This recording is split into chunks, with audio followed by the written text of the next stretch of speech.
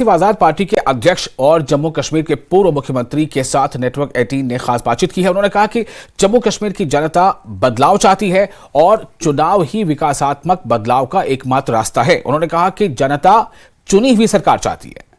उन्होंने कहा कि मैंने जम्मू कश्मीर के एलजी प्रशासन पर उंगली नहीं उठाई।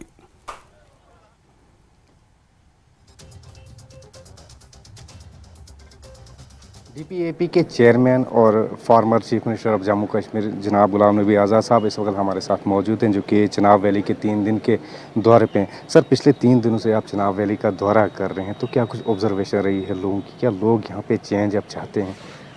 लोग तो चुनी हुई सरकार चाहते हैं। मैं कोई गवर्नर साहब के या उसके एडमिनिस्ट्रेशन के खिलाफ नहीं बोल रहा हूँ, क्योंकि गवर्नर साहब का या एडमिनिस्ट्रेशन का काम एमएलए का काम नहीं है। एमएलए का काम अलग है, मिनिस्टर्स का काम अलग है, चीफ मिनिस्टर का काम अलग है, गवर्नर साहब का काम अलग है और जो ऑफिसर्स हैं उनका काम अलग है।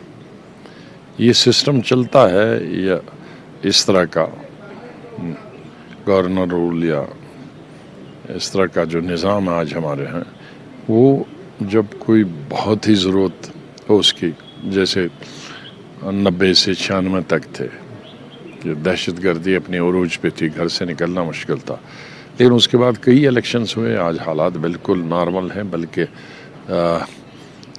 उसमें आज की सरकार दहशत गर्दी को ख़त्म करने में, क्या कम करने में बहुत कामयाब हुई है।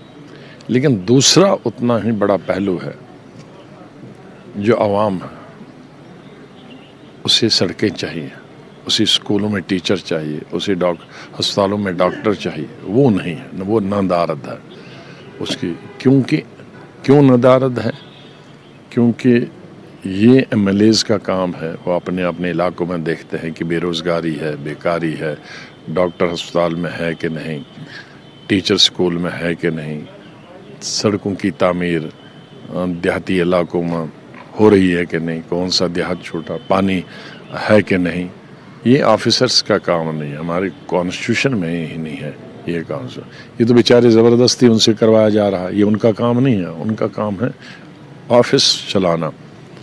तो चूंकि उनका ये काम नहीं है, इसलिए वो घूम नहीं सकते, इसलिए उन्हें मालूम नहीं है कि सड़क कहाँ, किस गांव को जानी चाहिए, किस इलाके को जानी चाहिए, पानी किस इलाके को जाना चाहिए।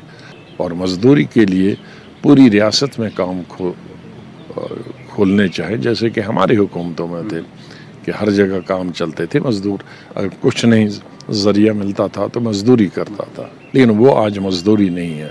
30 साल से रियासत में बहुत ही ख़राब हालात थे, जिसकी वजह से हम 100 साल पीछे चली गई। मिलिटेंसी, बहुत सारे हज़ारों लड़के लड़कियां, आदमी, हिंदू मुसलमान सब मारे गए, जिसकी वजह से एक खौफ और डर का माहौल बना। उस पे काबू पाने के लिए ये सरकार कामयाब हो गई। अलबत्ता गुज़श्ता 1 साल से जो हालात फिर शुरू हुए हैं, इसके लिए गवर्नमेंट को फिर सतर्क रहना पड़ेगा, फिर होशियार रहना पड़ेगा।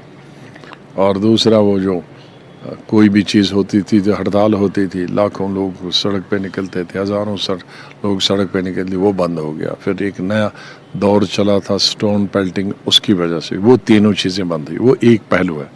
सिक्योरिटी सिनेरियो तो बहुत ठीक हो गया, लेकिन दूसरा है डेवलपमेंटल और एम्प्लॉयमेंट, वो पहलू बहुत ख़राब है। उसमें कामयाबी सिर्फ इलेक्शन के बाद ही हो सकती है। शुक्रिया। तो ये थे गुलाम नबी आज़ाद साहब, जिन्होंने तफसीलन हमारे साथ बात की। न्यूज़ 18 JKLH के लिए भद्रवाह से मैं साहिर हुसैन।